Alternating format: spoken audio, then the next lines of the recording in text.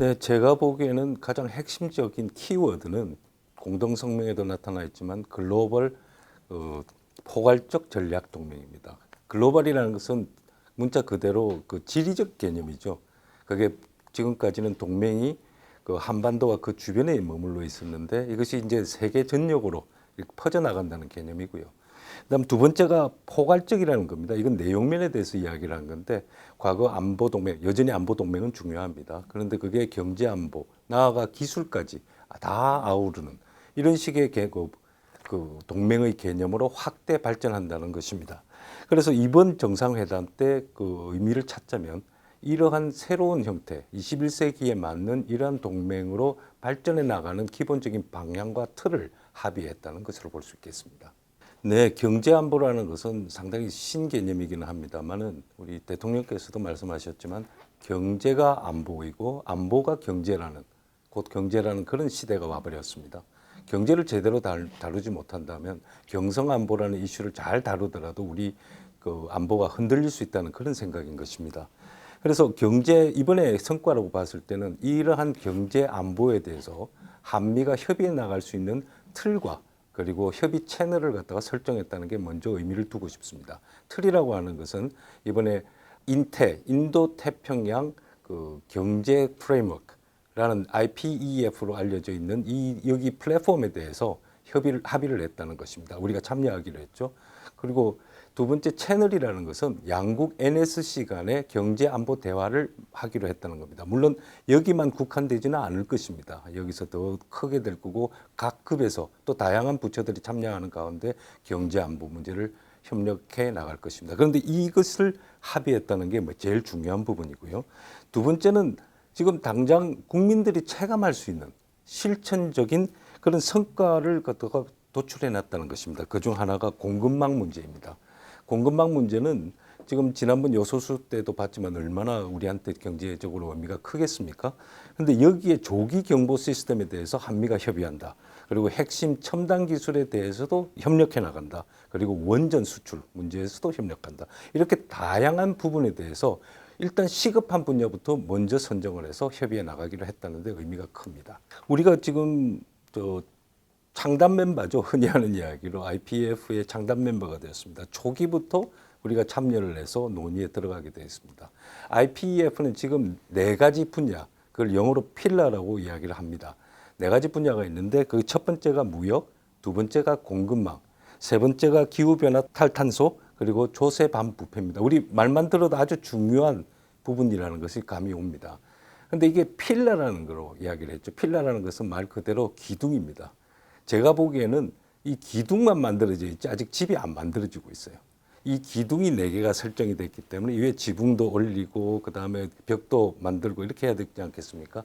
이걸 우리가 초기부터 참여할 수 있다는 겁니다. 이를 집을 지어 나가는 과정 속에서 우리가 그쪽에 우리의 생각을 전하고 우리의 이해도 전하고 이렇게 해서 그 집을 우리 기업들이나 우리 국가 이익이나 그리고 영내에서 상호 이익을 위해서 기여할 수 있도록 만들어갈 수 있는 그런 역할을 할 수 있게 됐다는 겁니다.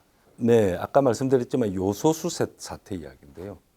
그 요소수 사태가 우리 트럭 운전하시는 분 그리고 우리 그 경제 전체에 얼마나 심대한 영향을 끼친 것은 우리가 다 보았습니다. 그렇기 때문에 공급망을 안정적으로 관리한다는 것은 지금 우리 정부로서도 그렇고 전 세계적으로도 중요한 과제가 되어버렸습니다. 그래서 여기에서 깊이 이제 전반적인 전략을 짜고 그다음에 협의를 미국하고 해나가야 되겠지만 우선 급한 것은 그 어디에서 물자가 문제가 생길 수가 있다. 그 공급망에서 문제가 생길 수가 있다는 것을 조기에 찾아내고 감지하는 겁니다. 그래서 현재 아시겠지만 우리는 제외 공간 37개 제외 공간에서 200개 품목에 대해서 감시를 하고 있는 그런 조기 경보 시스템을 운영을 하고 있습니다. 여기에 더해서 미국도 똑같은 그 시스템을 운영하고 있는데 양국이 제외 공간을 통한 조기 경보 시스템을 협력해 나가겠다는 거예요. 그러면 우리가 못하는 부분도 미국이 해줄 수 있고 미국이 못하는 부분을 우리가 또 해줄 수도 있고 이러한 과정 속에서 이게 그 촘촘한 그 경보 시스템을 만들어갈 수 있다는 겁니다. 이뿐 아닙니다. 여기에 대해서 지금 장관급으로 격상이 된 그 공급망 산업 대화라는 게 만들어져 있습니다. 이번에 장관급으로 격상이 되는데 이 속에서 이 당장 급한 거 더하기 또 세부적으로 내용을 채워 나가는 문제를 미국하고 협의해 나갈 것입니다. 그래서 국민들이 우려할 수도 있고 또 나아가서 잘못됐을 경우 우리 경제에 영향을 미칠 수 있는 이 분야에 대해서 한미 간의 협의의 틀이 만들어지고 협의의 기반이 만들어졌다는 데 중요한 의미를 가지고 있다고 생각합니다. 저는 개인적으로 이 원전 분야에 대한 합의가 아주 중요한 합의이고 매우 도드라진 합의라고 생각합니다. 과거의 공동성명을 보시면 이렇게까지 원전이나 원자력 협력 부분에 대해서 많은 그 공간을 할애한 적이 없습니다. 그럼에도 불구하고 이번엔 아주 많이 이야기가 됐죠. 실질적인 문제도 아주 큽니다. 뭔가 하면 과거에는 한미 간의 원자력 협력을 한다고 그랬을 때는 R&D, 그러니까 개발 분야에서만 이야기를 했습니다. 그렇지만 이번에 나온 이 문안들을 보면 기본적으로 해외 원전 시장에서 한미가 명실상부한 원전 수출 파트너로서 서로를 인정하고 협력하게 나가기로 했다는 것입니다. 그 점이 아주 중요합니다.